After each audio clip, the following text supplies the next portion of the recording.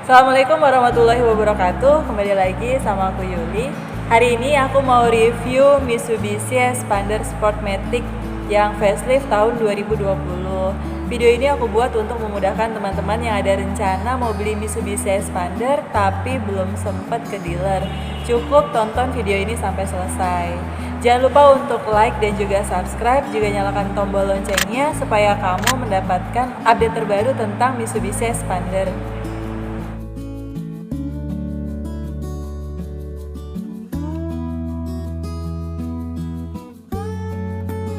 Mitsubishi Xpander di tahun 2020 ada perubahan tampilan, yaitu di depannya grill, makanya dibilang facelift. Nah, pertama kita lihat dimensinya dulu. Yang pertama, panjangnya itu 4,475 meter, lebarnya 1,750 meter, tinggi 1,7 meter. Untuk ground clearance 205 mm atau 20,5 cm. Kapasitas penumpang 7 orang, 2 di depan, 3 di tengah, 2 di belakang. Untuk mesin ini 4 silinder 1499 cc. Output horsepower-nya 105 PS, torsi 141 Nm. Untuk kapasitas bensin 45 liter dan radius putar 5,2 meter. Sekarang kita ke tampilan depannya. Untuk tampilan depan ini grillnya sudah baru, jadi yang tadinya 3 bar sekarang jadi 2 garis gini, silver kombinasi dengan hitam. Yang depannya grill seperti ini itu adalah tipe Ultimate dan Sport aja. Untuk sisanya warnanya hitam. Terus di belakang sini ada welcome light. Ini bukan DRL. Ini akan menyala saat buka kunci atau saat menyalakan lampu. Kemudian untuk upgrade-nya ada di headlamp. Headlamp-nya sekarang sudah LED, lampu jauh, lampu dekat sama-sama LED. Kemudian di bawah ini lampu sen masih halogen, fog lamp juga masih halogen. Untuk tampilan depan ini sama persis seperti Ultimate, tidak ada bedanya sedikit pun. Terus kita ke samping. Sini ada kaca filmnya pakai Konica Minolta, samping 60%, belakang 60%, depan 20%. Terus untuk di samping jendela ini ada list chrome-nya, sama seperti Xpander Ultimate. Hanya bedanya kalau yang di Sport itu door handle-nya masih warna body, belum chrome. Kemudian untuk spion ini dilengkapi dengan lampu sen dan juga sudah auto folding. Belum dilapisi dengan chrome, jadi beda sama Ultimate itu. Kalau yang Ultimate kan sudah chrome, kalau ini warna body. Karena ini warna silver, jadi spionnya juga warna silver. Kemudian untuk bannya, ini corak bannya baru dibanding sama yang 2019, lebih ramping. Masih two tone color, ukurannya masih 16 inci, dimensinya sama 205 per 55 R16. Untuk remnya yang depannya disc tapi belakang masih drum. Kemudian untuk Xpander Sport, ban serepnya itu masih kaleng atau alloy. Yang Ultimate juga sama. Kalau yang Cross Premium itu bannya sudah sama semua sama yang di bawah. Terus kita ke belakang. Di belakang itu ini ada upgrade di antena. Kalau yang facelift ini sudah shark fin ya. Udah sirip hiu, kalau yang lama tuh masih yang biasa.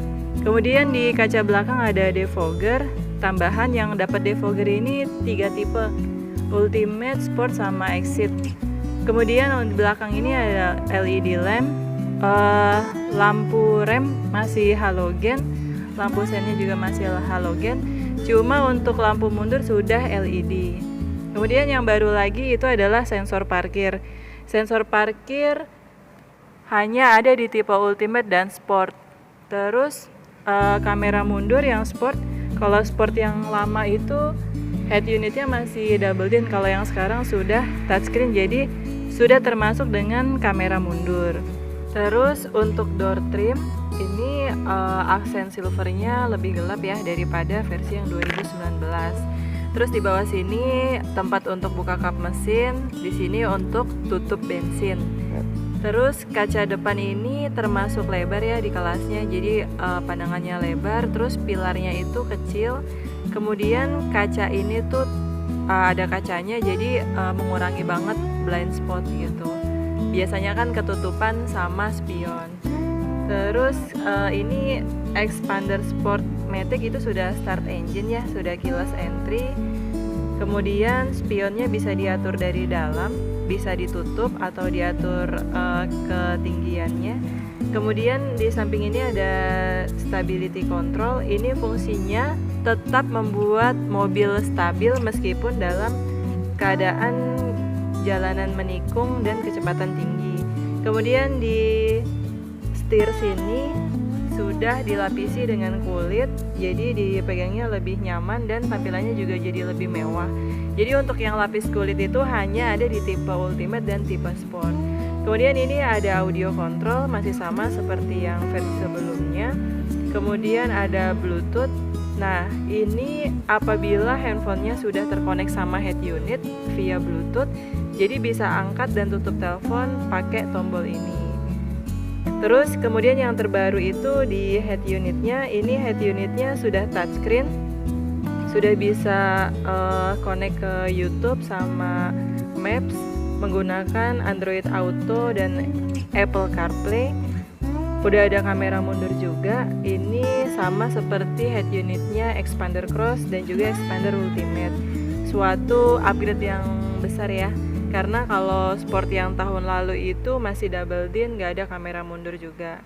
Terus di bawah sini ada AC, untuk posisinya ini lengkap, terus volumenya juga banyak. Terus di bawah ada power outlet untuk ngecharge handphone. Nah ini atapnya dia warnanya beige, jadi kesannya jadi lebih lega. Terus di sini ada lampu kabin. Terus di bawah sini ada 2 cup holder, belakangnya ada console box, model geser pintunya, terus di sini ada power outletnya. Power outlet untuk ngecharge handphone. Nah, di depan sini ada tempat penyimpanan dan juga ini ada USB untuk konekin ke head unit. Jadi ya USB-nya 2, yang satu di sini, yang satunya lagi di head unit. Yang satu kalau misalnya cuma buat audio aja, yang satu untuk konekin ke smartphone. Gitu. Terus interiornya ini joknya warna hitam. Jadi Expander itu yang interiornya warna hitam, joknya cuma ada di tipe Sport, yang lainnya beige. Ini juga salah satu yang membedakan sama tipe Expander Ultimate. Kalau Expander Ultimate itu dia beige, kalau Sport itu hitam. Kemudian baris kedua ini masih bisa diatur ya, maju mundurnya gitu. Kalau misalnya di baris ketiga nggak ada penumpang, dipentokin ke belakang, itu lega banget sih untuk kakinya. Tapi kalau di belakang ada penumpang, depannya juga masih enak, masih nyaman gitu. Kemudian AC-nya sudah double blower, di atas sini ada 4 kisi-kisi, terus ada volumenya juga. Kemudian baris ketiga ke belakang ini bisa flat. Jadi kalau misalnya lagi nggak ada penumpang, bisa dijadikan sebagai bagasi tambahan. Dan ngerubuhnya juga gampang banget, tinggal tarik tarinya aja. Terus di baris ketiga juga ada power outlet untuk ngecharge handphone. Jadi totalnya di Expander ada 3 titik untuk ngecharge handphone. Kemudian di samping sini ada tempat penyimpanan toolkits, dongkrak, kunci dan lain-lain. Terus untuk cara naikin baris ketiga itu gampang banget, tinggal tarik aja talinya, langsung diangkat. Jadi nggak perlu effort yang luar biasa. Nah, terus di bawah sini ada ban serepnya, tergantung itu nyopotnya harus dari atas.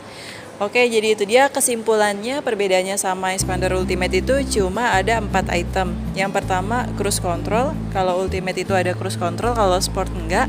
Yang kedua itu warna interior, Ultimate beige, kalau Sport hitam. Yang ketiga dan keempat adalah di chrome, door handle, dan spion. Kalau yang di Ultimate, door handle dan spionnya sudah list chrome. Kalau yang Sport masih warna body. Nah itu dia review tentang Mitsubishi Expander Sport. Semoga membantu. Apabila ada pertanyaan seputar mobil Mitsubishi, boleh WA aku di 0812 972 8824. Dan yang mau beli Mitsubishi Xpander juga jangan lupa untuk WA aku ya. Aku akan kasih penawaran yang terbaik. Oke, itu aja. Sampai jumpa di video berikutnya. Wassalamualaikum warahmatullahi wabarakatuh.